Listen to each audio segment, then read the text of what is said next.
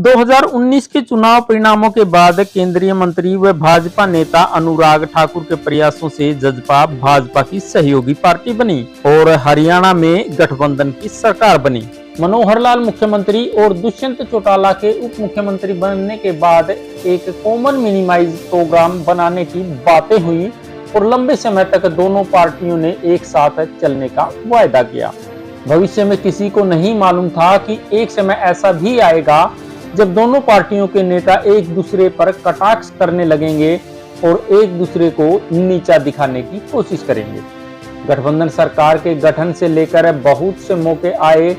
जब बार बार भाजपा ने जसपा को नीचा दिखाने की कोशिश की, लेकिन भाजपा के केंद्रीय नेतृत्व से मिलकर उप मुख्यमंत्री दुष्यंत चौटाला हर बार मामले को शांत करते रहे। इस दौरान बार बार गठबंधन में दरार होने की बातें होती रही और गठबंधन टूटने तक के कयास लगाए जाने लगे एवं आरोप प्रत्यारोप के बीच गठबंधन चलता रहा। बीच बीच में मामला शांत भी पड़ता रहा, लेकिन गत माह एक टीवी चैनल के शो में जब प्रदेश के मुख्यमंत्री मनोहर लाल से हरियाणा में बुढ़ापा पेंशन को 5100 रुपए करने का सवाल पूछा गया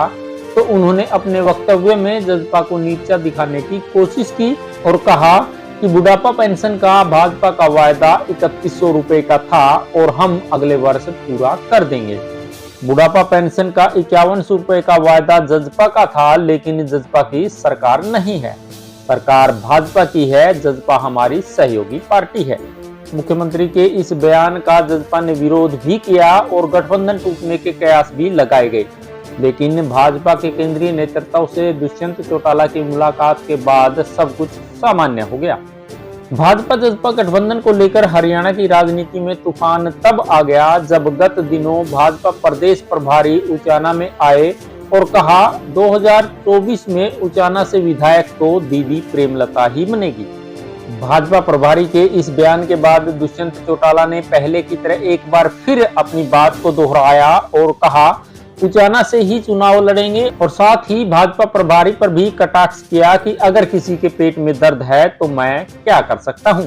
उप मुख्यमंत्री दुष्यंत चौटाला के इस कटाक्ष पर भाजपा प्रदेश प्रभारी विप्लव देव ने भी आक्रामक मूड में पलटवार किया और कहा कि दुष्यंत चौटाला भाजपा को समर्थन दे रहे हैं तो कोई एहसान नहीं कर रहे, बल्कि समर्थन के बदले जसपा के 3 विधायकों को भाजपा ने मंत्री बनाया है, इसमें उप मुख्यमंत्री का पद भी शामिल है। इस प्रकार देखा जाए तो भाजपा बार बार जसपा को जलील कर रही है। इन राजनीतिक हालातों में आमजन 2 सवाल करने लगा है।